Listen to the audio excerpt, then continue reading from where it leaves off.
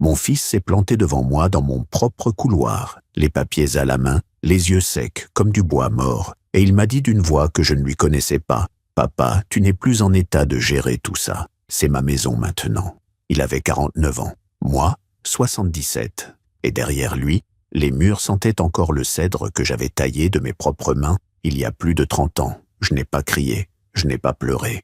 Je l'ai regardé comme on regarde quelqu'un qu'on ne reconnaît plus. J'ai baissé les yeux sur mes paumes calleuses et j'ai souri, un sourire qui l'a fait reculer d'un demi-pas, parce qu'il ne savait pas, il ne pouvait pas savoir que 20 ans plus tôt, j'avais déjà pensé à ce moment, pas parce que je me méfiais de lui, mais parce que j'avais appris, à force de vivre, que la maison que tu bâtis, c'est toi qui décides à qui elle appartient.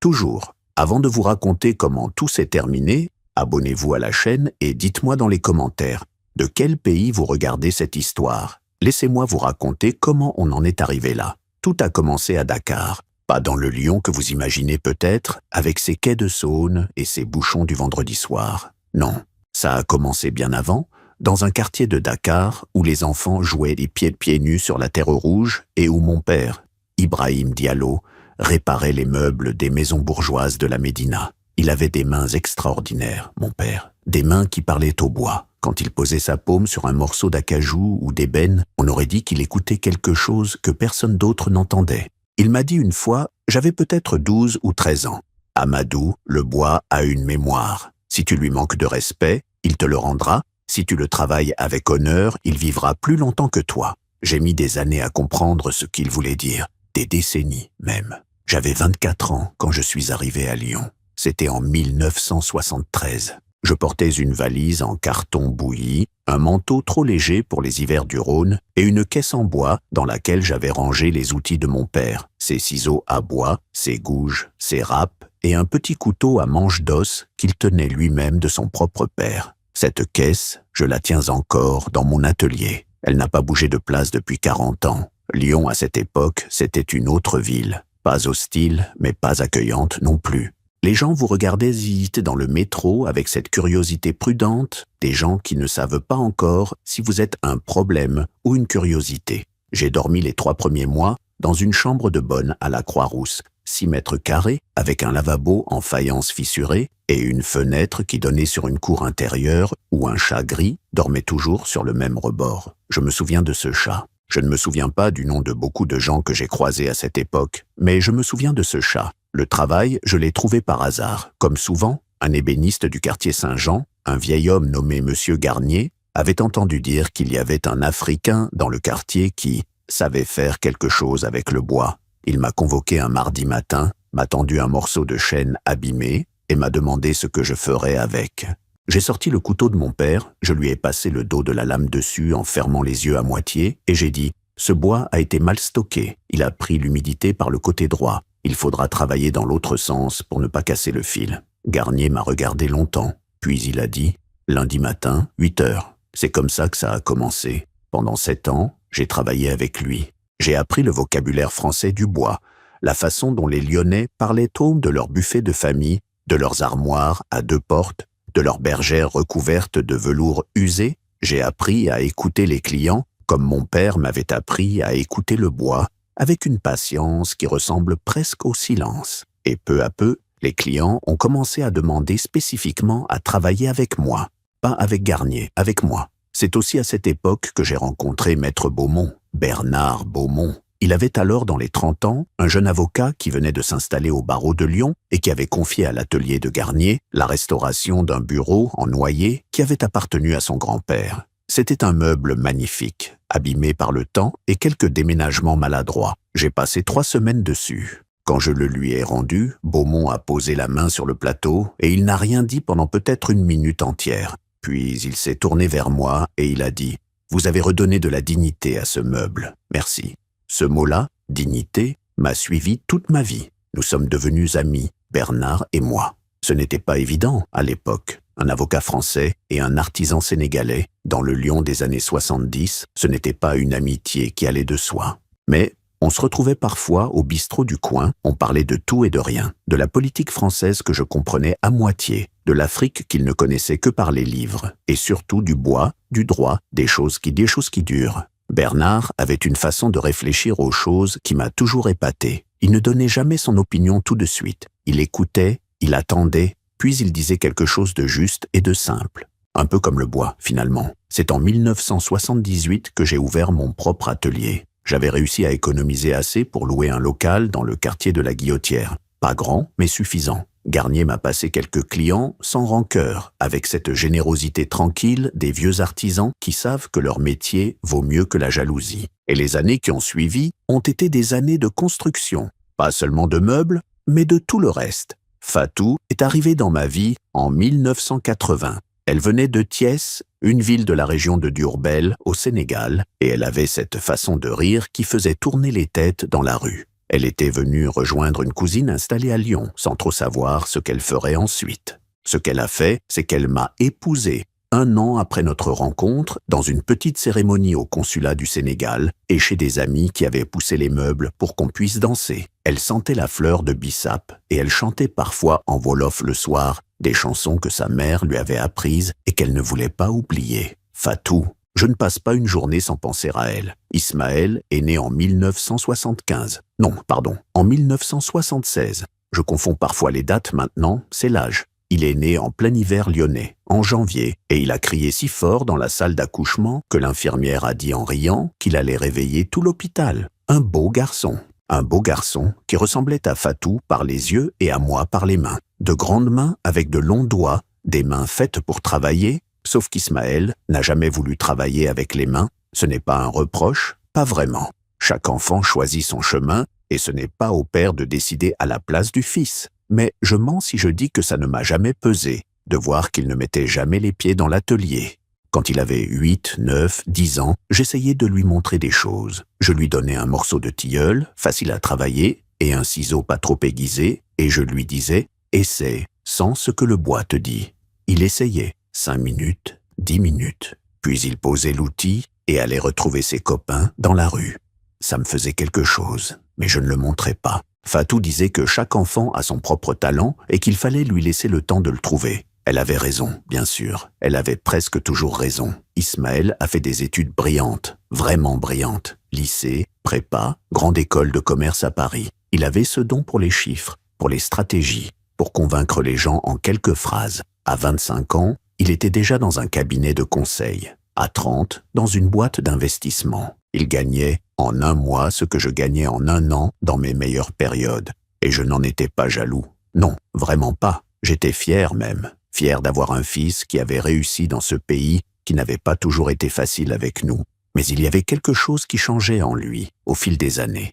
Quelque chose que je n'arrivais pas tout de suite à nommer. Quand il revenait à Lyon pour les fêtes, il regardait l'atelier comme on regarde un musée poussiéreux. Pas avec mépris, non. Pire que ça. Avec indifférence, une indifférence polie et légèrement embarrassée, comme si l'odeur du bois et de la cire lui rappelait quelque chose qu'il préférait oublier. Il avait changé sa façon de parler aussi, plus d'accent lyonnais, plus de mots en wolof glissés dans la conversation comme Fatou et moi le faisions entre nous, juste un français parfait, neutre, de cadre. Ses amis, quand il en parlait, s'appelaient Thibaut, Édouard, Charles.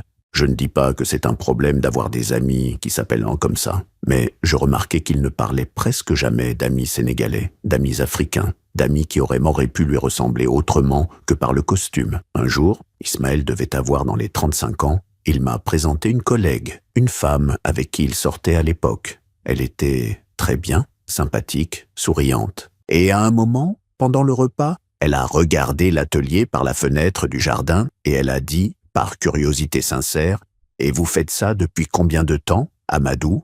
Et avant que je puisse répondre, Ismaël a dit, « Papa a toujours aimé le bricolage. » Bricolage. J'ai regardé mon fils. Il n'a pas croisé mon regard. Fatou, en face de moi, a posé sa fourchette une demi-seconde et puis a repris comme si de rien n'était. Mais j'avais vu. On se connaissait assez pour voir les petites choses. Ce soir-là, quand tout le monde est parti, Fatou est venu me trouver dans l'atelier. Je travaillais sur un panneau de chaîne, un travail de marqueterie compliqué, pour ne pas penser. Elle s'est assise sur le tabouret qu'elle utilisait toujours quand elle venait me tenir compagnie. Et elle a dit doucement, « Il a honte, Amadou, pas en colère, juste triste. » Et moi j'ai répondu, « Je sais. » Et on n'en a plus parlé ce soir-là. La maison, je l'avais achetée en 1989, un casaron de pierre dans le quartier de la Croix-Rousse, pas le genre de maison qu'on imagine pour un artisan immigrant, et c'est exactement pour ça que je l'ai choisie. Les gens avaient l'air surpris quand je disais que j'allais acheter là.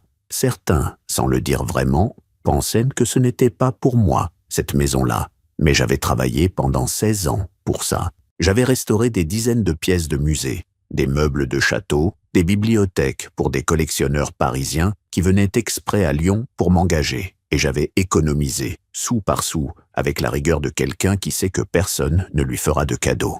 Quand j'ai signé les papiers, Bernard Beaumont était à côté de moi. Il avait lu tout le contrat, comme il le faisait toujours, et il m'avait dit « Tout est en ordre, elle est à toi, Amadou ». J'avais les mains qui tremblaient un peu, pas de peur, de quelque chose que je ne savais pas encore nommer. Ce n'est que plus tard que j'ai réalisé que c'était la fierté. Pas la fierté de posséder une maison, mais la fierté d'avoir tenu promesse à mon père, à sa façon. Il m'avait dit « Travaille avec honneur et le bois vivra plus longtemps que toi ».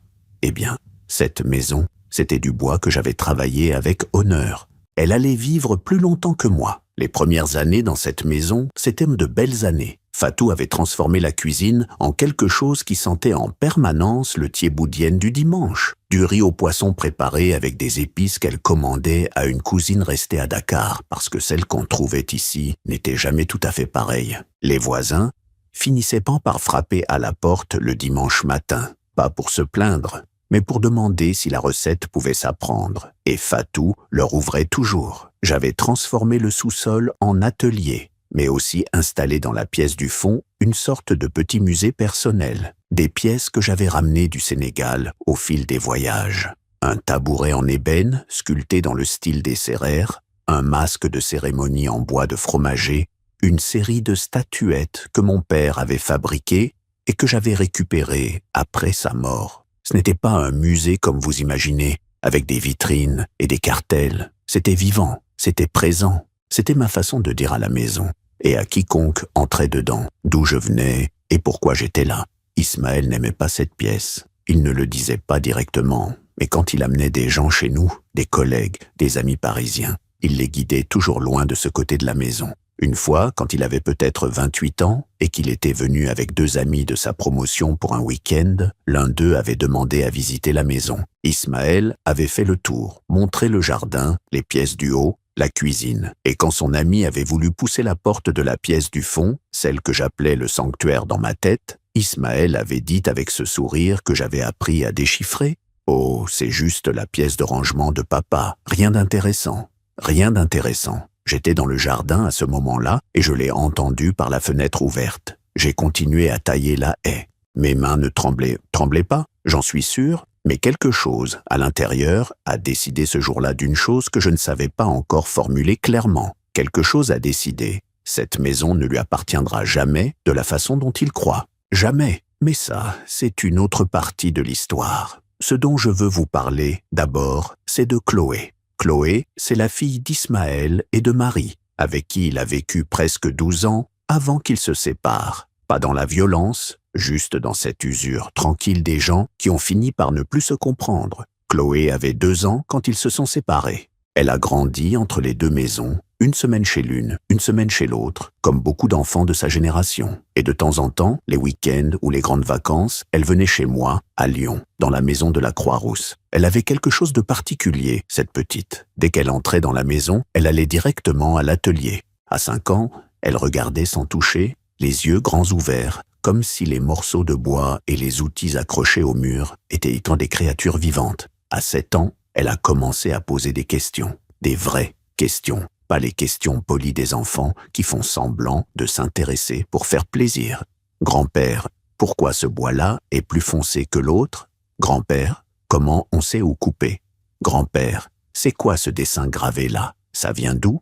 Cette dernière question, elle me l'a posée devant le tabouret en ébène du Sénégal, et j'ai commencé à lui expliquer les sérères, les cérémonies, le sens des motifs géométriques, ce que mon père m'avait raconté et ce qu'il avait appris lui-même de son propre père. Elle m'a écouté pendant une demi-heure sans bouger. À la fin, elle a dit « Et on peut apprendre à faire ça ?» Oui, on pouvait apprendre. Fatou est tombé malade en 2014. Un cancer diagnostiqué tard parce que Fatou n'aimait pas les médecins, pas par peur, mais par cette conviction tranquille que le corps sait se réparer lui-même si on lui en donne le temps. Elle avait tort, cette fois. Elle a lutté pendant 2 ans avec une dignité qui m'a épouvanté et émerveillé en même temps. Elle ne se plaignait presque pas. Elle continuait à cuisiner le thieboudienne du dimanche aussi longtemps qu'elle a pu rester debout, et quand elle n'a plus pu rester debout, elle me donnait les instructions depuis son fauteuil et je cuisinais à sa place, mal, trop salé, et elle riait en disant que j'avais passé 40 ans à ne pas apprendre. Elle est partie en 2016, un matin de novembre, tranquillement, dans son sommeil. J'étais à côté d'elle. Je tenais sa main depuis minuit, parce que je savais, et à un moment, sa main a changé de poids dans la mienne, et j'ai compris. Je ne vais pas vous raconter les semaines qui ont suivi. Ça n'appartient qu'à moi. Ce que je peux vous dire, c'est qu'Ismaël est venu pour l'enterrement, bien sûr. Il a dit les bonnes choses, fait les bons gestes. Maître Beaumont était là aussi. Bernard, qui connaissait Fatou depuis 40 ans et qui a pleuré sans se cacher, sans fausse pudeur, comme les gens qui savent que pleurer n'est pas une faiblesse. Et Chloé qui avait 10 ans à l'époque, m'a pris la main pendant la cérémonie et ne l'a pas lâchée. Après les funérailles, Ismaël est resté 3 jours. Le dernier soir, on était assis dans la cuisine et il a regardé autour de lui, les murs, les meubles, le jardin par la fenêtre, avec une expression que je ne lui avais encore jamais vue. Pas de tristesse pour sa mère, non, ou pas seulement, c'était autre chose, c'était un calcul. Je l'ai vu dans ses yeux pendant peut-être 2 secondes, et puis c'est reparti. Il a dit quelque chose de gentil sur la maison, sur le fait qu'il fallait penser à l'avenir, sur les questions pratiques qui se poseraient tôt ou tard. J'ai dit « on a le temps ». Et il est parti le lendemain matin. J'ai 77 ans. Je vis seul dans cette maison depuis 8 ans maintenant. Seul, mais pas vraiment seul. Bernard vient prendre le café 2 fois par semaine. Chloé, qui étudie l'architecture à l'École nationale supérieure à Lyon depuis 2 ans, passe le week-end quand elle peut. Et l'atelier est toujours vivant. J'ai ralenti, évidemment. Je ne prends plus que les travaux qui m'intéressent, les restaurations difficiles, les pièces qui demandent du temps et de l'attention plutôt que de la vitesse. Quelques musées, quelques collectionneurs. J'ai assez pour vivre largement. La maison est remboursée depuis 20 ans. Je ne manque de rien. Et puis, il y a 6 mois, Ismaël a rappelé, il n'appelait pas souvent. Quelques fois par an, des appels courts, des nouvelles expédiées, des questions polies sur ma santé. Cette fois, la voix était différente, plus douce, presque affectueuse. Il a dit qu'il était inquiet pour moi, qu'une maison comme celle-là, c'était beaucoup à gérer seul, qu'il avait réfléchi à ma situation. J'ai écouté sans rien dire. Il a dit qu'il avait parlé à un ami médecin dont il n'avait jamais mentionné l'existence avant, qui estimait, d'après ce qu'Ismaël lui avait décrit, qu'il serait prudent de faire une évaluation. Une évaluation de quoi, exactement? De mes capacités cognitives, pour s'assurer que j'étais en mesure de prendre des décisions seul.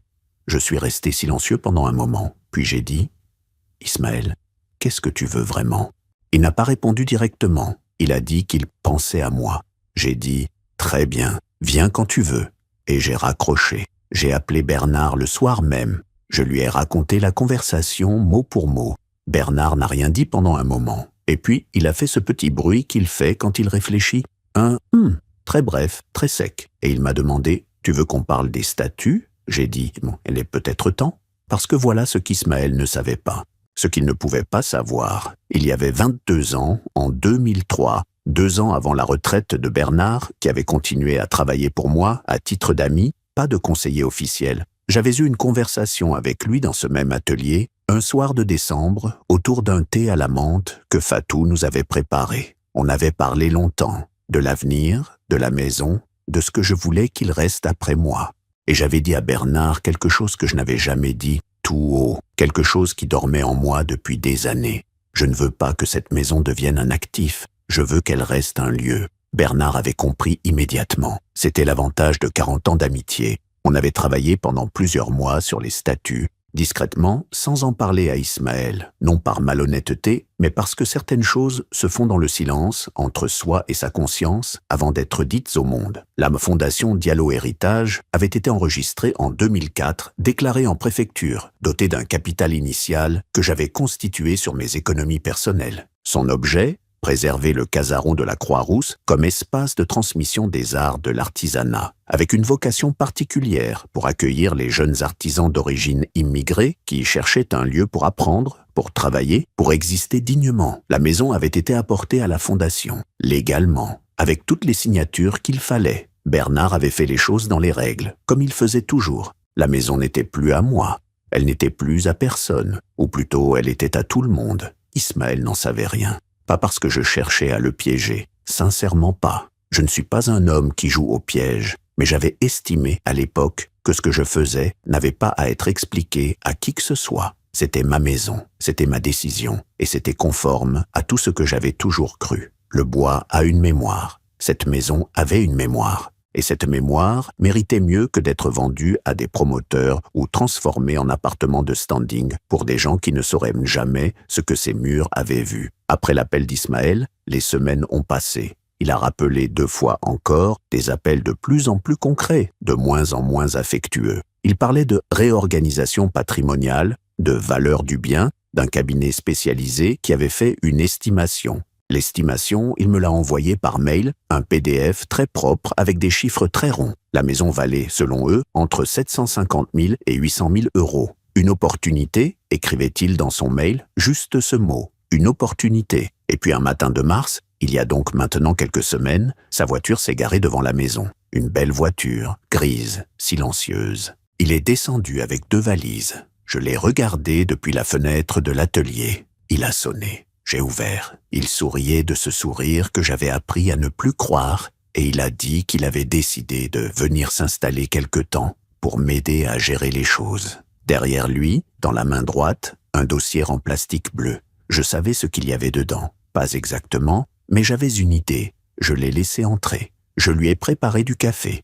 On a parlé de la pluie et du beau temps pendant 20 minutes. Et puis il a posé le dossier sur la table de la cuisine et il m'a regardé avec cette expression que j'avais vue pour la première fois 6 mois plus tôt au téléphone. Ce calcul-là, cet horizon-là. Et il m'a dit « Papa, il faut qu'on parle sérieusement. » J'ai posé ma tasse. J'ai attendu. Il a sorti les papiers. Une procédure de sauvegarde de justice. C'est comme ça qu'on appelle ça en France. Une façon légale de dire que quelqu'un n'est plus capable de gérer ses affaires seul. Il ne l'a pas appelé comme ça. Il a utilisé des mots plus doux, plus enveloppés. Il a dit « protection », il a dit « aide », il a dit « dans ton intérêt ». Et à un moment, il a levé les yeux vers moi et il a prononcé la phrase, lentement, sans trembler. « Tu comprends, papa, c'est ma maison maintenant ». Il attendait quelque chose de moi, de la colère peut-être, des larmes. Une protestation, une défense. Il avait peut-être répété la scène dans sa tête, dans sa belle voiture grise, sur l'autoroute entre Paris et Lyon. Il avait peut-être prévu des réponses pour mes objections.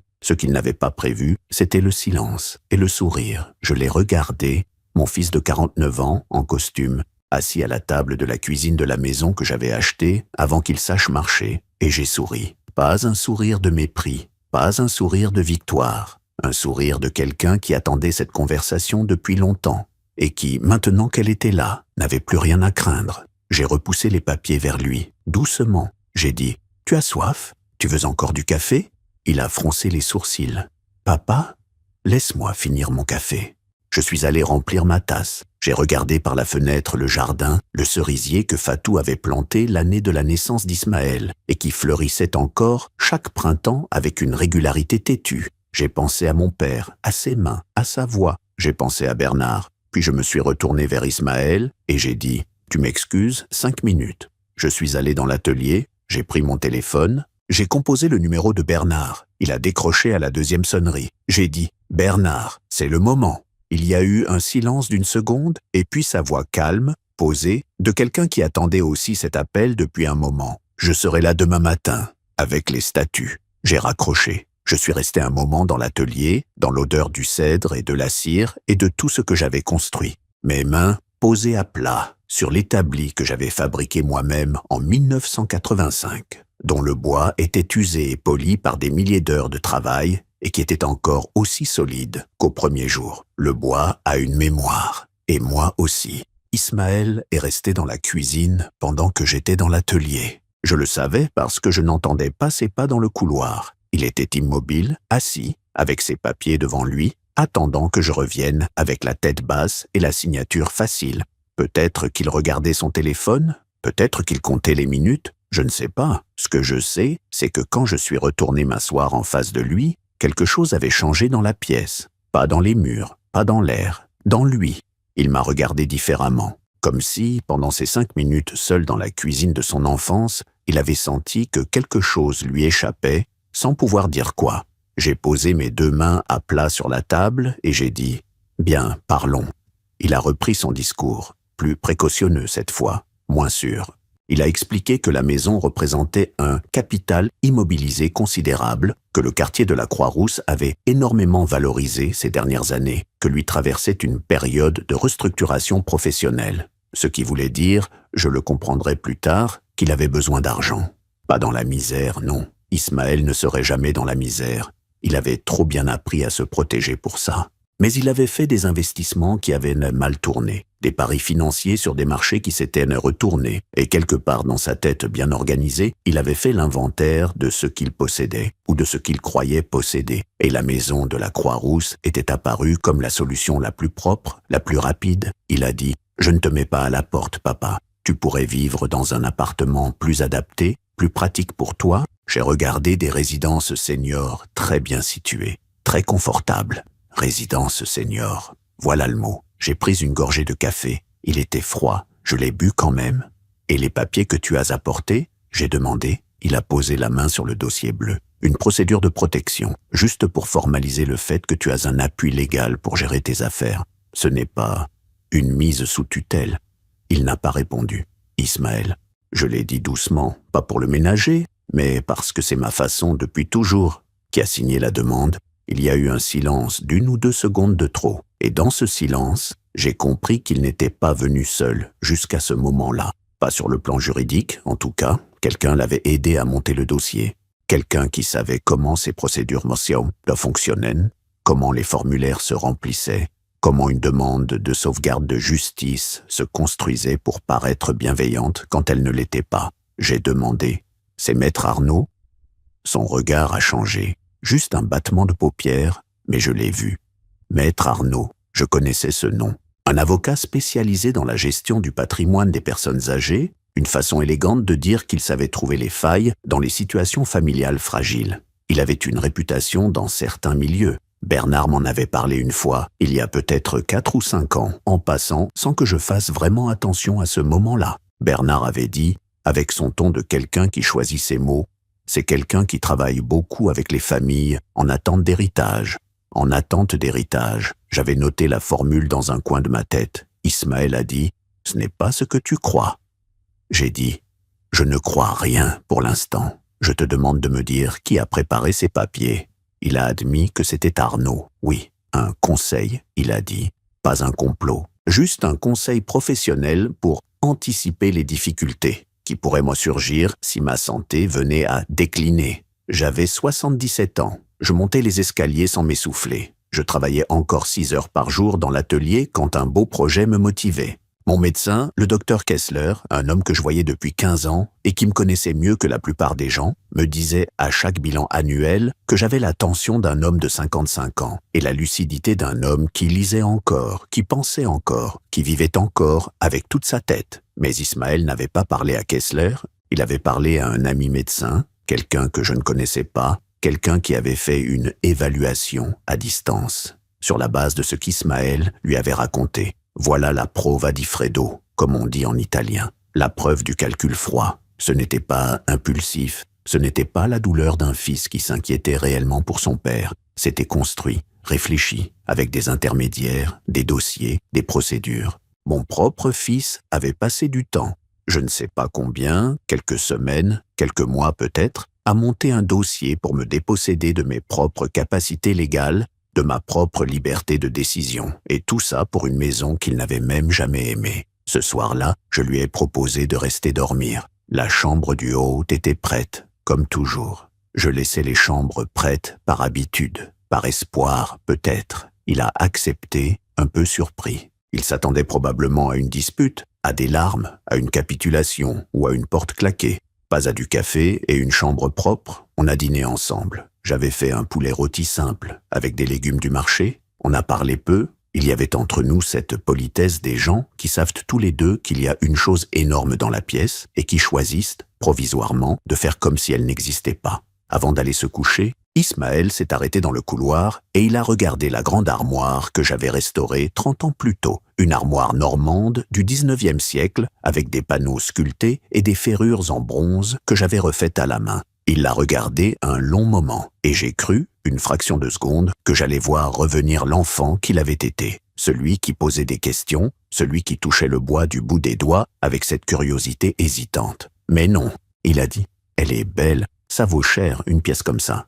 Et il est monté se coucher. J'ai encore une fois mis longtemps à trouver le sommeil. Le lendemain matin, Bernard est arrivé à 9h pile. Il sonne toujours à 9h pile quand c'est sérieux. Il m'a dit un jour que 9h, c'est l'heure à laquelle un homme sérieux commence une conversation sérieuse. Pas trop tôt pour paraître pressé, pas trop tard pour paraître négligent. Il portait son manteau beige, celui qu'il met depuis 20 ans et qu'il refuse de changer parce qu'il dit qu'il a la bonne longueur pour ses jambes. Sous le bras, une chemise cartonnée grise.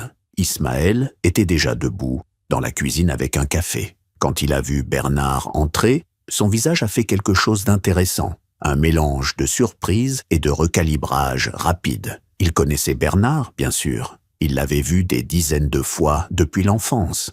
Mais il ne s'attendait pas à le voir là, ce matin-là, avec cette chemise sous le bras et ce regard tranquille. Il a dit « Maître Beaumont ». Bernard a dit « Ismaël ». Puis, sans pause, « Tu vas bien ?» Simple, neutre, presque affectueux. Bernard est comme ça.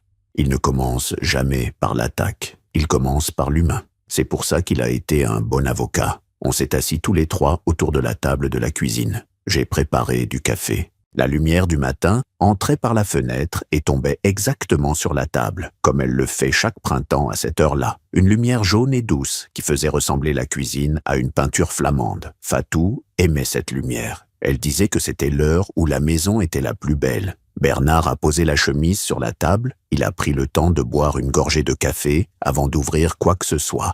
Puis il a dit, d'une voix égale et sans dramatisme aucun, « Ismaël, je suis l'avocat de ton père depuis 45 ans et son ami depuis à peu près le même temps. Il m'a demandé d'être présent ce matin pour te présenter un document que tu n'as pas vu. » Ismaël a regardé la chemise. Son café était à mi-hauteur dans la tasse, immobile. Bernard a ouvert la chemise et a sorti plusieurs feuilles agrafées. Il en a posé une copie devant Ismaël, une devant moi, même si je connaissais chaque ligne par cœur, et a gardé l'original devant lui. La Fondation Diallo Héritage, enregistrée en préfecture du Rhône le 17 mars 2004, dotée d'un apport initial en numéraire de 120 000 €, complété par l'apport en propriété du bien immobilier Cissot. Il a cité l'adresse, notre adresse, la seule adresse qui comptait.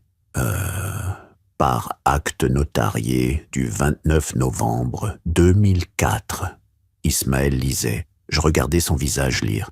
C'est quelque chose que j'ai toujours aimé observer. Les visages des gens qui lisent comme quelque chose qu'ils ne s'attendaient pas à lire. Les émotions viennent dans un ordre qu'on ne peut pas vraiment contrôler. D'abord la confusion, puis la compréhension, puis quelque chose d'autre qui dépend entièrement de qui on est. Chez Ismaël, après la confusion et la compréhension, est venu quelque chose qui ressemblait à de la colère, mais une colère contenue, froide. La colère de quelqu'un qui a l'habitude de ne pas laisser voir ce qu'il ressent parce que dans son monde à lui, montrer ses émotions, c'est perdre du terrain. Il a posé la feuille, il a regardé Bernard, puis il m'a regardé moi. Vous avez fait ça quand j'avais 28 ans. Ce n'était pas une question.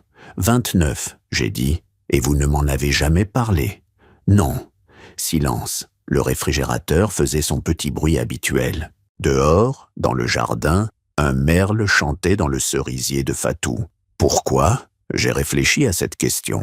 Pas parce que je n'avais pas de réponse, j'en avais plusieurs, mais parce que je voulais lui donner la juste, la vraie, celle qui ne soit ni une accusation, ni une excuse. J'ai dit, parce que cette maison méritait mieux que d'être une question entre toi et moi. Il a fermé les yeux une seconde, 2, puis il a dit, la voix un peu moins égale qu'avant. Et vous pensez que j'allais la vendre? Ce n'était pas une question non plus, c'était une constatation. Et dans cette constatation, j'ai entendu quelque chose que je ne m'attendais pas à entendre. Une légère fissure, pas de la culpabilité, pas encore. mais quelque chose qui ressemblait à de la honte, ou peut-être à la conscience d'être reconnu pour ce qu'on est, ce qui n'est pas toujours confortable. Bernard a dit, avec cette douceur professionnelle qui ne ressemblait à rien d'autre, « Ismaël, la fondation a une existence légale propre. La maison lui appartient depuis 22 ans. Ton père en est le directeur à vie, par statut. Les papiers que tu as apportés hier, la procédure de sauvegarde, ne peuvent pas s'appliquer sur un bien qui ne lui appartient pas en propre. Et même dans le cas contraire, le rapport médical que tu as joint au dossier a été établi sans examen direct de ton père, ce qui le rend au mieux inutilisable. » Ismaël a laissé passer quelques secondes. Puis, il y a des recours. Bernard a dit, il y en a toujours, et tu as le droit de les explorer.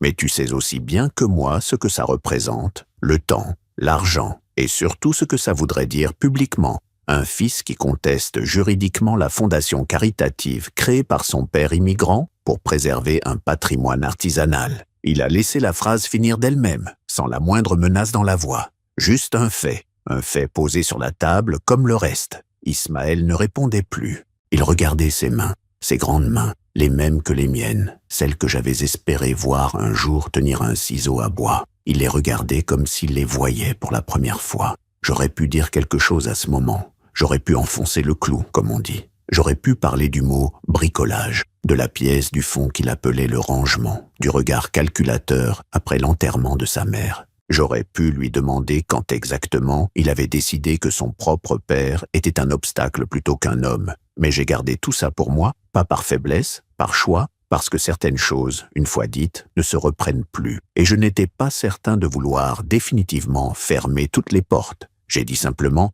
il y a encore du café. Il n'en a pas pris. Il est parti 1 heure plus tard.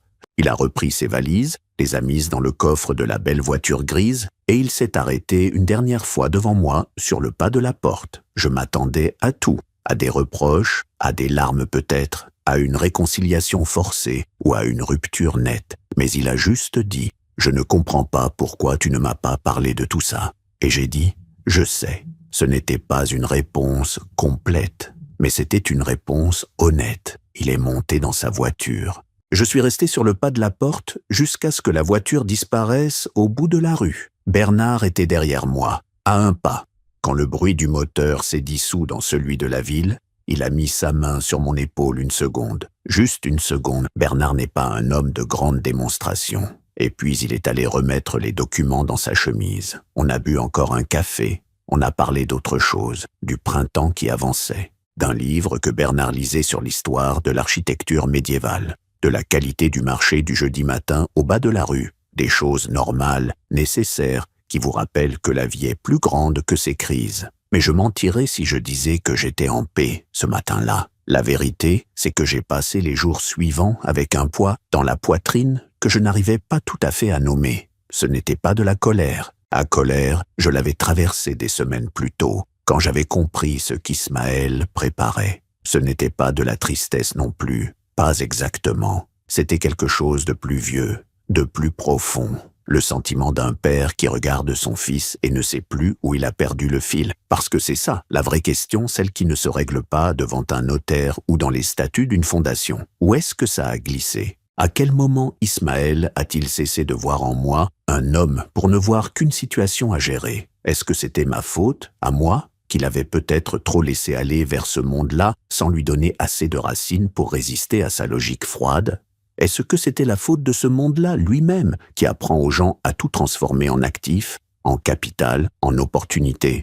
Je n'avais pas de réponse. Je ne suis pas sûr qu'il y en ait une simple. Ce qui m'a aidé ces jours-là, c'est le bois. Comme toujours, j'avais en cours la restauration d'un secrétaire Louis XV, un meuble délicat avec des bronzes dorés et un plaquage de palissandre que le temps avait décollé par endroits. Un travail qui demandait une concentration totale, des gestes précis, une présence entière. Quand je travaillais dessus, je ne pensais à rien d'autre. C'est le don du travail manuel. Il efface tout le reste pendant qu'il dure. Et puis Chloé a appelé. Elle avait entendu parler de la visite d'Ismaël. Je ne sais pas exactement comment, peut-être par sa mère, peut-être qu'Ismaël lui avait dit quelque chose. Elle a demandé si elle pouvait passer le week-end suivant. J'ai dit oui, bien sûr, comme toujours. Elle est arrivée le vendredi soir avec son grand sac à dos et cette façon qu'elle a depuis toujours de pousser la porte et de respirer fort. comme si elle vérifiait que la maison sentait encore la même chose. L'odeur de cèdre et de cire, les effluves résiduels d'épices dans la cuisine, le léger relent de vernis qui monte de l'atelier. Elle a dit « ça sent bien ici ». Elle dit ça à chaque fois. On a dîné ensemble.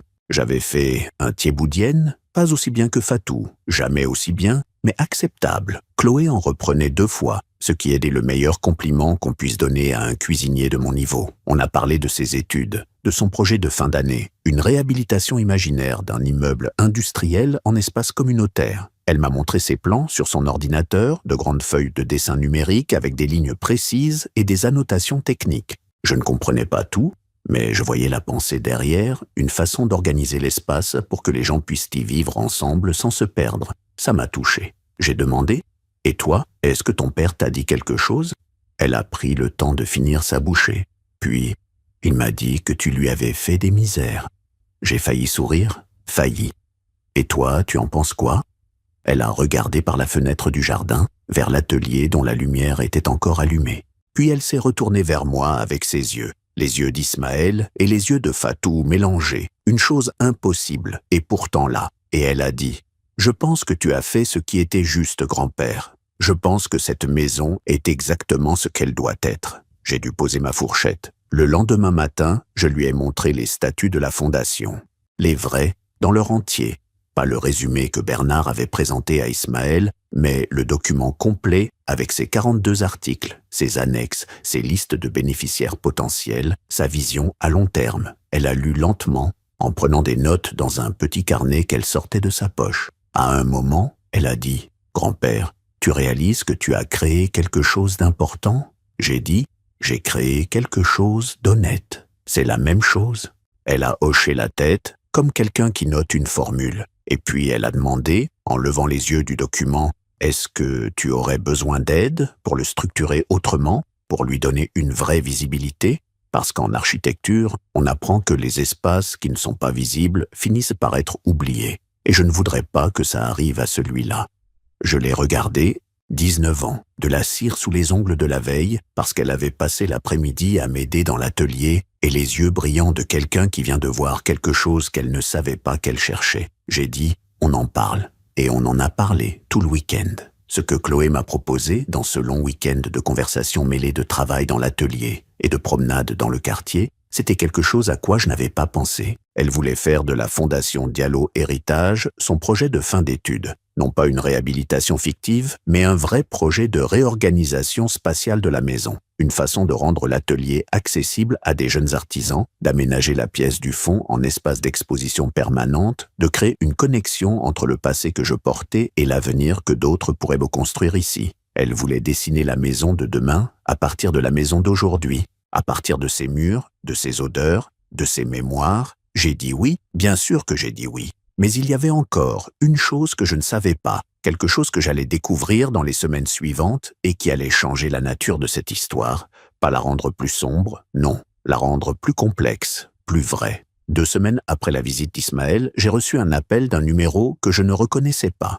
Une femme, la cinquantaine, voix posée, qui s'est présentée comme Sophie Merlier, directrice d'une association d'aide aux artisans migrants basée à Grenoble. Elle avait entendu parler de la fondation par un réseau de contacts que je ne connaissais pas exactement. Et elle voulait me rencontrer pour parler d'un partenariat possible. J'étais surpris. Je lui ai demandé comment elle avait eu le nom de la fondation. Elle a dit « Par un jeune homme qui s'appelle Tidiane. Il a travaillé avec vous l'été dernier, je crois. » Tidiane, un garçon de 22 ans, originaire de Guinée, que j'avais accueilli pendant 2 mois dans l'atelier sur recommandation d'un ami d'amis, taiseux, obstiné, avec des mains qui apprenaient vite. Je lui avais montré les bases de la marqueterie et il était reparti à la fin de l'été, avec un petit panneau qu'il avait fabriqué lui-même, un motif géométrique inspiré des tissus guinéens, une chose belle et personnelle.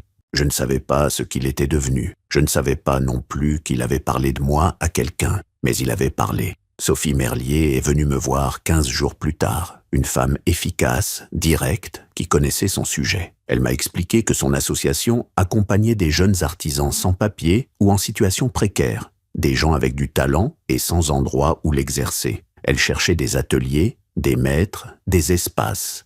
Pas pour longtemps, juste assez pour que ces jeunes-là puissent construire quelque chose de concret à montrer, un certificat, une pièce, une référence, un début. Je lui ai fait visiter la maison. Tout, l'atelier, la pièce du fond avec ses objets du Sénégal, le jardin, les escaliers que j'avais ébénistés moi-même, les plafonds que j'avais restaurés pièce par pièce sur 20 ans. Elle s'est arrêtée longtemps devant le tabouret en ébène. Elle a demandé son « qu'est-ce que c'est ?» Et j'ai raconté, comme j'avais raconté à Chloé des années plus tôt. À la fin de la visite, elle a dit « Vous avez quelque chose de rare ici. » J'ai dit « Je sais, c'est pour ça que je le garde. » On a signé une convention de partenariat 3 semaines plus tard. Rien de compliqué. Un accord simple, clair, qui permettait à l'association de Merlier d'envoyer 2 ou 3 jeunes par an passer du temps dans l'atelier. En échange, la Fondation recevait une reconnaissance officielle de son activité pédagogique, ce qui ouvrait des portes pour des subventions municipales et régionales que Bernard avait depuis longtemps identifiées comme accessibles, mais pour lesquelles il nous manquait ce statut. La maison commençait à vivre autrement, plus fort, peut-être, plus manifestement. Et c'est exactement à ce moment-là qu'Ismaël a rappelé. Je ne m'y attendais pas si tôt. 1 mois s'était à peine écoulé depuis sa visite. Il a appelé un mardi matin, pendant que j'étais dans l'atelier, à travailler sur le secrétaire Louis XV. J'en étais à la retouche des bronzes, un travail de patience qui demande les yeux proches et les mains légères. J'ai décroché parce que c'était lui. Parce que malgré tout, je décroche toujours. Il y a eu un silence d'1 seconde, comme s'il hésitait encore à commencer. Puis il a dit « Papa, je t'ai envoyé quelque chose par courrier. Un courrier recommandé. » J'ai posé le pinceau. Qu'est-ce que c'est » Il y a eu un autre silence. Puis, une mise en demeure pour contester la validité de l'apport immobilier à la Fondation. Mon avocat pense qu'il y a des arguments sur la forme, la façon dont l'acte notarié a été structuré en 2004. Je n'ai rien dit pendant quelques secondes. Ismaël, j'ai dit, finalement, oui. Est-ce que tu sais combien de temps il faudra pour que ça aboutisse à quelque chose? Silence. Est-ce que tu sais ce que ça va coûter? Silence encore. Et est-ce que tu sais vraiment ce que tu es en train de faire? Il a dit, d'une voix qui avait perdu quelque chose. Je ne saurais pas dire quoi exactement. Peut-être sa certitude, peut-être juste son aplomb de cadre supérieur. Je récupère ce qui devrait me revenir. J'ai dit, ta mère a vécu dans cette maison 30 ans. Ses épices sont encore dans les armoires de la cuisine. Son fauteuil est encore dans le salon. Et toi, tu m'appelles pour me parler d'un acte notarié de 2004. Il n'a pas répondu. J'ai dit, j'ai reçu ton courrier quand il arrivera. Je le ferai lire à Bernard. Et j'ai raccroché. Je suis resté un long moment, sans bouger dans l'atelier. Le secrétaire Louis XV devant moi, son palissandre qui brillait doucement sous la lampe d'atelier. J'ai pensé à la première fois qu'Ismaël avait tenu un ciseau à bois. Il avait 8 ans, peut-être 9, et il l'avait posé au bout de 10 minutes pour aller jouer. J'ai pensé à Fatou qui disait « Chaque enfant a son propre talent ». J'ai pensé à mon père qui disait « Si tu lui manques de respect, il te le rendra ». Le bois, l'enfant, la maison, ils ont tous une mémoire. Et cette mémoire, on ne peut pas la vendre. Le courrier recommandé est arrivé le jeudi. Je l'ai lu seul, le soir, à la table de la cuisine, avec la lampe qui fait un cercle de lumière jaune sur la toile cirée que Fatou avait choisie il y a 25 ans. Une toile avec des petits motifs de feuilles bleues qu'elle appelait en riant sa nappe de roi. Je l'ai lu doucement, cette lettre. Maître Arnaud avait bien travaillé. C'était précis, technique, sans faute de forme. Il y avait un vrai argument là-dedans. Quelque chose sur la manière dont l'apport immobilier avait été évalué en 2004 et sur le fait que la valeur réelle du bien n'avait pas été confirmée par un expert indépendant au moment de l'acte. C'était mince, mais c'était là. J'ai appelé Bernard le lendemain matin, je lui ai lu le passage. Il a écouté, il a dit « 2 fois », puis il a dit « Donne-moi jusqu'à lundi ». Le lundi, il avait trouvé l'expert immobilier de 2004, un homme qui s'appelait Gérard Vasseur, qui avait maintenant 65 ans et qui était à la retraite dans la région de Montpellier. Bernard lui avait parlé au téléphone. Vasseur se souvenait très bien de l'estimation. Il avait ses archives numériques depuis 1998. L'estimation était là, signée, datée, parfaitement conforme à ce qu'exigeait la loi. L'argument d'Arnaud ne tenait pas, mais Ismaël ne le savait pas encore. Et pendant ces quelques jours où il croyait encore avoir une carte à jouer, pendant ces jours où il attendait peut-être une réaction de panique de ma part, un appel suppliant, une proposition de compromis, pendant ces jours-là, il s'est passé quelque chose que je n'avais pas prévu. Chloé a appelé son père. Je ne lui avais rien demandé. Je ne savais même pas qu'elle l'avait fait avant qu'elle me le dise. 3 jours plus tard, un soir au téléphone, elle avait appelé Ismaël, seule, de sa propre initiative, et elle lui avait parlé pendant plus d'1 heure. Elle ne m'a pas raconté tout ce qui avait été dit, mais elle m'a dit la fin. Elle lui avait dit « Papa, si tu continues, tu vas gagner peut-être un procès dans 10 ans et tu auras perdu l'essentiel bien avant. » Il y avait eu un long silence, elle m'a dit. Et puis Ismaël avait raccroché sans répondre, mais il avait raccroché doucement, pas avec colère. Chloé m'a dit « Je ne sais pas si ça va servir à quelque chose, mais il fallait que quelqu'un lui dise. » J'ai dit « Tu as bien fait, et je le pensais vraiment. » Parce qu'il y a des choses qu'un fils ne peut pas entendre de son père, pas parce que le père a tort, mais parce que la voix du père porte trop de poids, trop d'histoire, pour que les mots arrivent qu'au clair de l'autre côté. Parfois, il faut que ce soit quelqu'un d'autre, quelqu'un de plus proche en âge, plus proche en distance, mais portant le même sang et le même nom. Le lendemain de cet appel, j'ai fait quelque chose que je n'avais pas fait depuis longtemps. J'ai sorti la boîte à outils de mon père, la caisse en bois avec ses ciseaux, ses gouges, ses râpes et le petit couteau à manche d'os. Je l'ai posée sur l'établi, je l'ai ouverte. J'ai pris le couteau dans ma main. Il est léger, équilibré, avec un manche que des milliers de gestes ont poli jusqu'à la douceur du savon. Et j'ai commencé à travailler un morceau d'ébène que j'avais mis de côté depuis des mois. Un morceau dense, noir, avec des veines presque invisibles qu'on ne voyait qu'en lumière rasante. Je ne savais pas encore ce que j'allais en faire. Je savais juste qu'il était temps de commencer. Le bois a une mémoire. Et moi, à 77 ans, avec mes mains calleuses et mon fils qui m'envoyait des mises en demeure, avec ma petite fille qui dessinait l'avenir de ma maison dans ses cahiers d'étudiante, avec mon ami Bernard qui cherchait des archives à Montpellier, moi, j'avais encore quelque chose à dire. Pas avec des mots, avec les mains. Il a fallu encore 3 semaines. 3 semaines pendant lesquelles Ismaël n'a pas rappelé, pendant lesquelles Maître Arnaud n'a pas envoyé de second courrier, pendant lesquelles le silence entre mon fils et moi a eu le temps de prendre une forme, une consistance comme le bois qui sèche lentement dans un endroit bien ventilé. On ne le voit pas changer, mais un matin, on pose la main dessus et on sent que quelque chose s'est stabilisé. Je continuais à travailler. Le secrétaire Louis XV était terminé. Le propriétaire, un collectionneur de Villefranche-sur-Saône, était venu le récupérer avec cette expression que j'aimais par-dessus tout chez les gens qui aiment vraiment les choses. Les yeux légèrement agrandis, le silence avant les mots. Il avait passé la main sur le plateau restauré et il avait dit, doucement, presque pour lui-même, on dirait qu'il n'a jamais été abîmé. J'avais dit, c'est ça, le travail. Il m'avait serré la main longtemps et le morceau d'ébène, lui, avançait.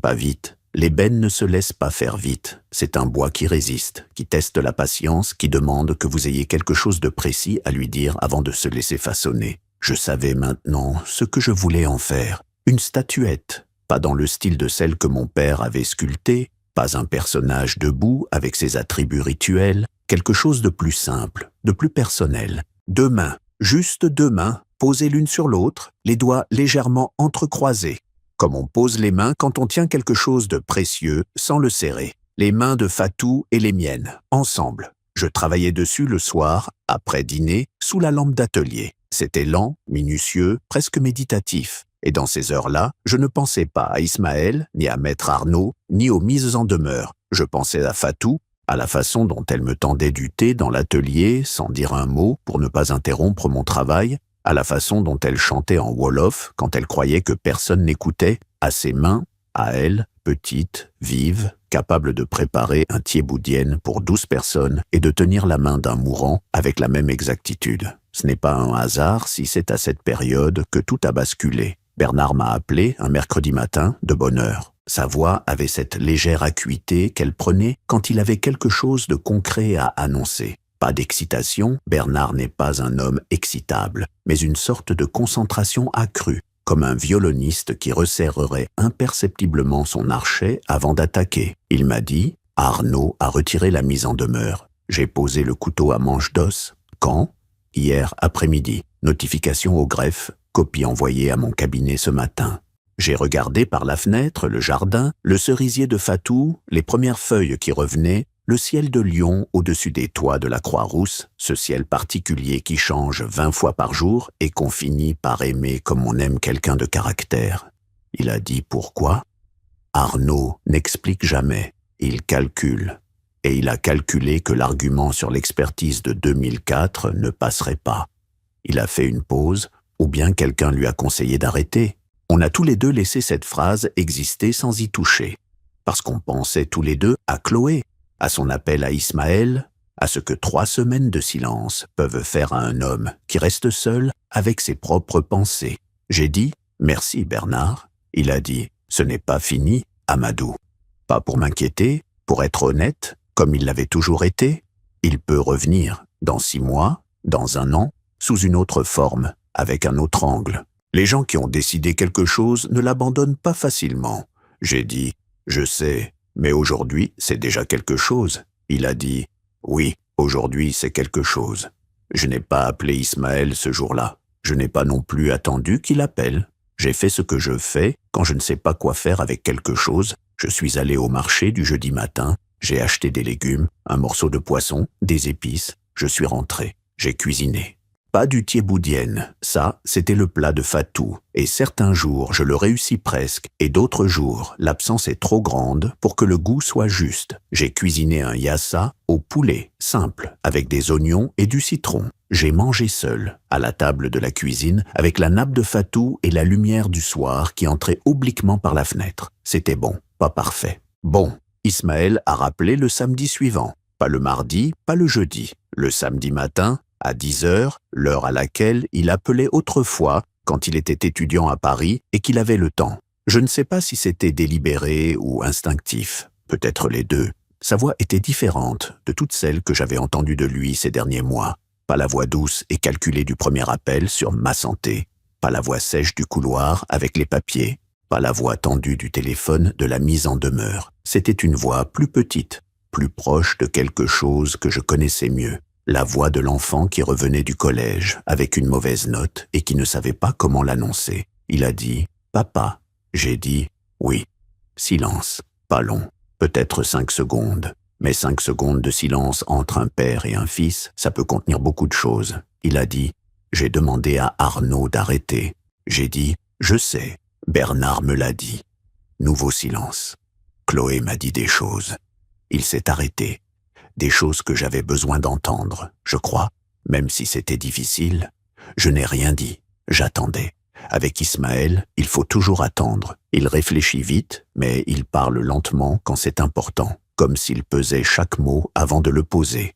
Je ne suis pas en train de te demander pardon, il a dit finalement. Pas comme ça, pas au téléphone. Je ne suis pas sûr d'avoir les mots, mais je voulais que tu saches que j'ai arrêté. J'ai dit, je t'entends. Pas, c'est bien. Pas, je te pardonne. Pas, on n'en parle plus. Juste, je t'entends, parce que c'était vrai et parce que tout le reste viendrait, ou ne viendrait pas en son temps. Il a dit, est-ce que je peux venir? Pas pour les raisons de la dernière fois, juste venir. J'ai regardé le jardin, le cerisier, le ciel. Oui, tu peux venir. On a raccroché. Je suis resté longtemps assis sans bouger. Ce n'était pas de la joie, ce que je ressentais. Pas exactement. C'était plus calme que ça, plus grave, comme quand on finit une longue restauration et qu'on pose les outils. Il y a un soulagement, mais aussi une conscience aiguë de tout ce qui a été, de tout ce qui reste. J'ai appelé Chloé, elle a décroché en riant. Elle était avec des camarades de cours, j'entendais des voix derrière elle. Je lui ai juste dit « Ton père va venir ». Je voulais te le dire. Elle a dit « Je sais, il m'a envoyé un message ce matin ». Et puis, plus doucement, « Ça va, grand-père ?» J'ai dit « Ça va, va rejoindre tes amis ».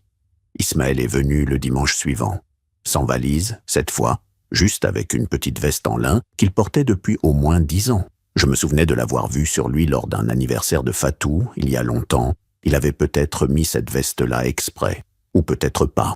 On ne sait jamais avec Ismaël. On s'est serré la main sur le pas de la porte, pas d'embrassade. On n'est pas des gens d'embrassade, ni lui ni moi. On a cette pudeur-là en commun, mais la poignée de main a duré un peu plus longtemps que d'habitude. Je lui ai fait visiter la maison. La vraie visite, cette fois, pas celle guidée loin des objets du Sénégal, pas celle qui évitait la pièce du fond. Tout. J'ai ouvert toutes les portes. Je lui ai montré la pièce du fond, le tabouret en ébène, le masque de fromager, les statuettes de mon père. Je lui ai expliqué comme j'avais expliqué à Chloé 20 ans auparavant ce que chaque objet représentait, d'où il venait, ce qu'il portait. Il écoutait, vraiment, pas avec la politesse distraite que j'avais appris à reconnaître chez lui, avec quelque chose de plus attentif, de plus ouvert. À un moment, devant le tabouret, il a dit « Je n'avais jamais su ce que c'était ». J'ai dit « Je ne t'avais jamais expliqué ». Il a dit « Tu aurais pu ». J'ai dit « Oui, j'aurais pu ». Ce n'était pas une accusation de sa part, ni une confession de la mienne. C'était juste une vérité partagée, posée entre nous sans violence. Parce que dans toute cette histoire, la responsabilité n'était pas entièrement d'un seul côté. Je le savais depuis le début, même si je n'avais pas toujours su comment le formuler. J'avais construit la fondation en silence, certes, pour de bonnes raisons. Mais j'avais aussi laissé Ismaël se perdre dans son monde sans jamais vraiment tenter de l'en ramener. J'avais protégé la maison. Peut-être que j'aurais dû protéger aussi le fil entre lui et elle. On a déjeuné ensemble. J'avais fait un nyassa, le même que celui de la semaine d'avant, mais mieux réussi cette fois, je ne sais pas pourquoi. La cuisine, parfois, réagit à l'état d'esprit de celui qui cuisine. Ismaël en a pris 2 fois sans que je lui dise de le faire. Ce qui était une première, après le repas, on est allé dans l'atelier. Je lui ai montré la statuette en cours, les 2 mains entrelacées dans l'ébène noire. Il a regardé longtemps sans parler, puis il a dit « C'est maman ?» J'ai dit « Et moi ?» Il a mis quelques secondes. Et puis, et c'est la première fois en 49 ans que je l'ai vu faire ça.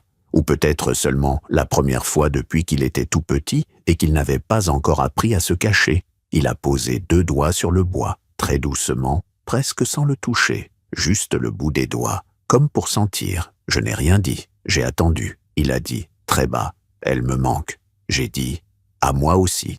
Et voilà, c'était tout. Pas de grande réconciliation en musique, pas de larmes versées sur les erreurs du passé, pas de promesses solennelles, juste 2 hommes dans un atelier qui sentaient le cèdre, un morceau d'ébène à moitié sculpté et une chose vraie dite à voix basse. Parfois, c'est tout ce qu'il faut. Ismaël est reparti en fin d'après-midi. Avant de monter dans sa voiture, la même voiture grise, mais elle me semblait moins menaçante ce jour-là, juste une voiture, il s'est arrêté et m'a demandé quelque chose que je n'attendais pas du tout. Les statuts de la fondation, est-ce que je peux les lire? Les vrais, en entier? Je les regardais. Pourquoi? Il a hésité.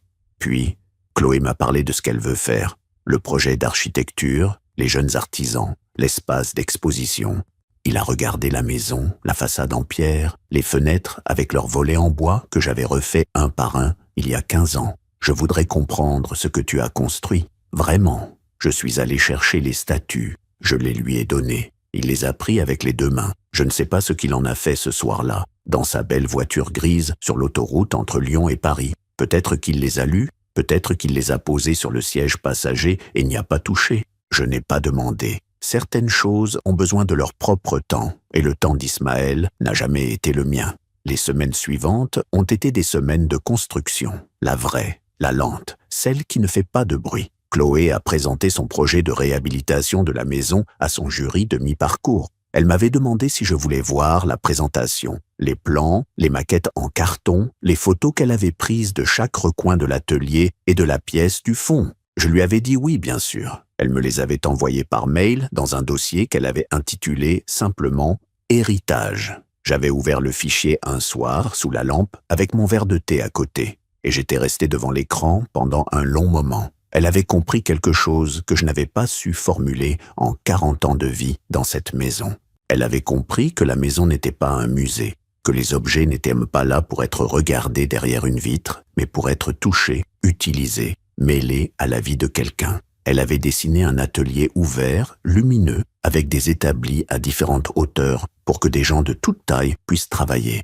Elle avait prévu une salle de transmission, pas une salle de cours avec des tables et un tableau, mais une pièce ronde avec des outils accrochés au mur et des chaises disposées en cercle, comme on le fait dans les ateliers de maîtres compagnons depuis des siècles. Et au centre de la maison, dans la pièce du fond que j'appelais le sanctuaire, elle avait proposé de garder tout, les objets, les meubles, les statuettes, mais de les intégrer dans un espace vivant, traversé, où les gens qui venaient travailler pourraient s'asseoir, se reposer, demander ce que les choses voulaient dire. Pas un musée, un foyer. J'ai pleuré un peu ce soir-là. Pas de chagrin, de gratitude.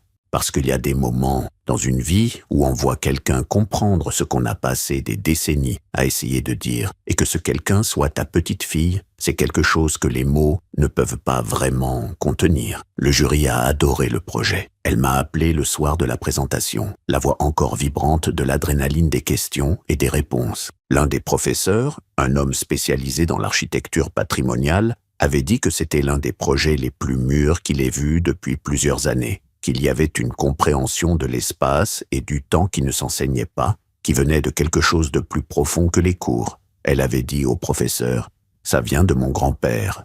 Ce soir-là, j'ai terminé la statuette, les deux mains dans l'ébène. J'ai passé la dernière heure à polir, d'abord avec du papier de verre très fin, puis avec un chiffon de laine, puis avec la paume de ma main directement. L'ébène, quand il est bien poli, prend une profondeur qui ressemble à du velours noir. Il n'est plus seulement brillant, il est profond. On a l'impression qu'on pourrait y enfoncer la main et qu'elle disparaîtrait dans quelque chose de doux.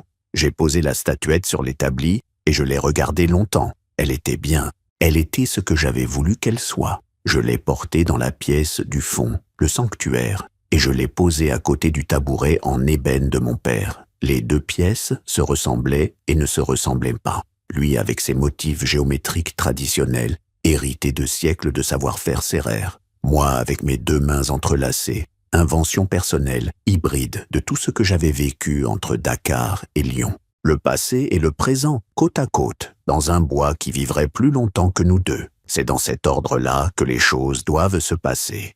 Un mois après la visite d'Ismaël, Sophie Merlier m'a envoyé les papiers pour la première cohorte officielle de la Fondation. 3 jeunes artisans, un garçon de 20 ans, originaire du Mali, qui travaillait le cuir, une jeune femme de 23 ans, venue du Maroc avec une formation en poterie traditionnelle, et un garçon plus jeune encore, 19 ans, né à Lyon, de parents érythréens, qui avait appris seul à sculpter en regardant des vidéos sur Internet et qui avait une maîtrise instinctive de la forme que je n'avais vue que chez les gens qu'on dit naturellement doués. Ils sont arrivés un lundi matin de mai, je les ai accueillis dans l'atelier. Je leur ai montré les outils, les bois, la façon dont les choses étaient rangées et pourquoi. Je leur ai montré la pièce du fond avec ses objets et je leur ai raconté la même histoire que j'avais racontée à Chloé, la même que j'avais racontée à Ismaël le jour de sa visite. Chaque objet, sa mémoire, son voyage. Le jeune garçon de 19 ans, il s'appelait Naël, regardait la statuette des deux mains. Il m'a demandé « Vous l'avez faite vous-même » J'ai dit « Oui ». Il a dit « Est-ce que vous pouvez m'apprendre à faire quelque chose comme ça ?» J'ai dit « Oui, mais l'ébène ne pardonne pas les impatiences. » Il a souri, un sourire de quelqu'un qui a l'habitude d'être patient parce que la vie ne lui a pas donné le choix. On a commencé le lendemain. Ces semaines-là ont été parmi les plus vivantes que j'ai connues depuis la mort de Fatou. L'atelier était animé, bruyant parfois, le bruit de l'outil sur le bois, les questions posées en français avec des accents différents, les erreurs corrigées, les découvertes faites. Je retrouvais quelque chose que je n'aurais pas su nommer avant de le retrouver. Une transmission, pas l'enseignement formel d'un professeur qui détient la vérité, quelque chose de plus horizontal, de plus vivant. Je leur donnais des techniques, ils me donnaient des façons de voir que je n'avais plus. Naël, notamment, m'a montré une chose que je ne connaissais pas.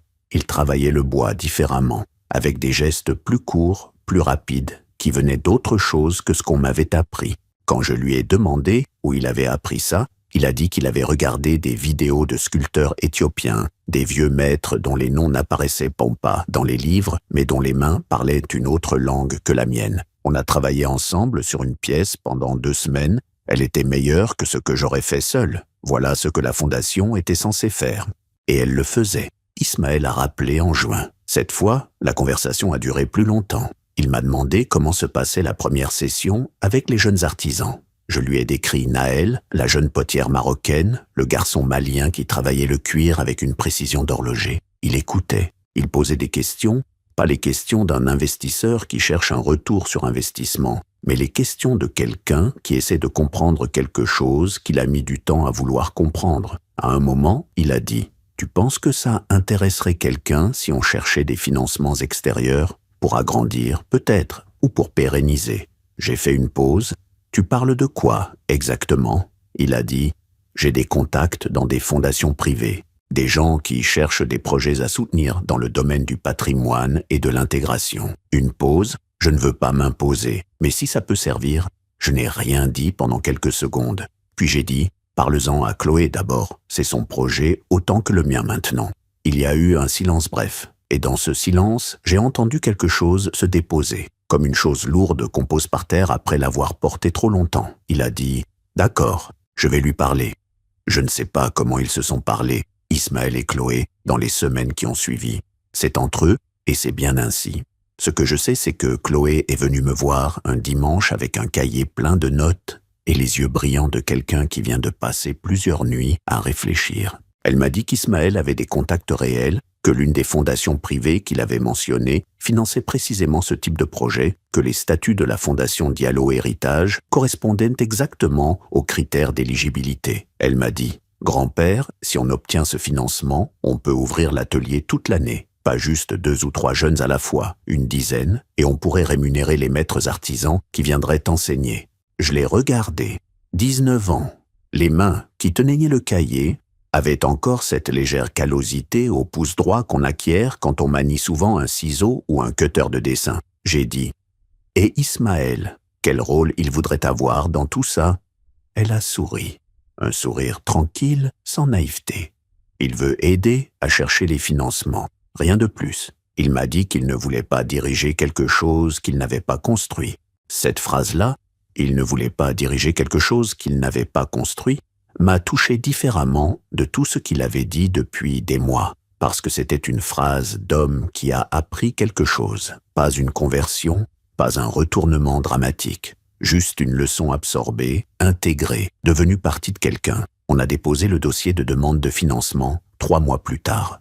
Chloé avait coordonné, Ismaël avait utilisé ses contacts, Bernard avait vérifié chaque ligne juridique avec son soin habituel. Moi, j'avais écrit la lettre de présentation, 1,5 pages à la main, que Chloé avait ensuite retranscrite. J'y avais raconté mon père et sa caisse à outils, Lyon en 1973, Fatou et le thiéboudienne du dimanche, Monsieur Garnier et le mot dignité, Tidiane et son panneau de marqueterie géométrique, Naël et ses gestes venus d'ailleurs. J'avais écrit « Cette maison est la somme de tout ce qu'on peut traverser, quand on choisit de traverser sans abandonner ce qu'on est.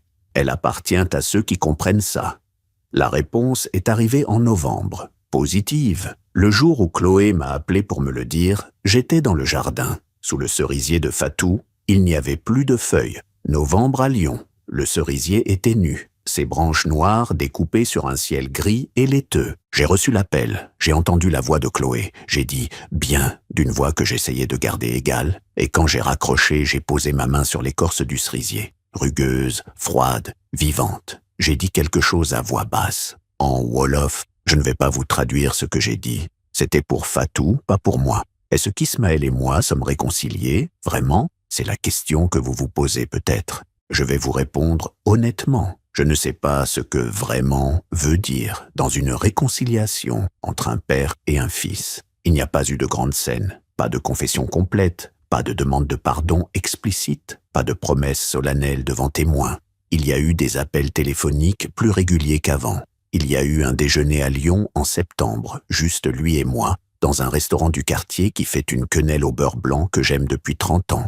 Il y a eu une conversation sur sa situation professionnelle. Il avait finalement réglé les problèmes d'investissement qui l'avaient conduit à cette tentative désespérée sur la maison. Pas sans dommage, mais réglée. Il y a eu, un soir au téléphone, un silence qui a duré longtemps et au bout duquel il a dit, sans préambule, « Je regrette ce que j'ai fait. » Juste ça, sans détail. Et j'ai dit, « Je sais. » C'est peut-être tout ce qu'une réconciliation peut être quand on a 77 ans et que l'autre en a 49 et que vous avez tous les deux des habitudes de silence et de fierté enracinées depuis trop longtemps pour disparaître en une conversation. Ce qui a changé, c'est ce que je vois dans ses yeux quand il regarde la maison maintenant. Plus de calcul, autre chose.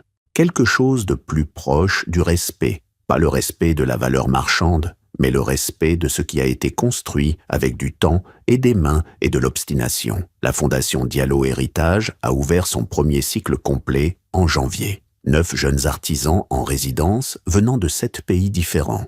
Chloé a aménagé l'atelier tel qu'elle l'avait dessiné, les établis à différentes hauteurs, la salle de transmission ronde, la pièce du fond avec ses objets accessibles et vivants.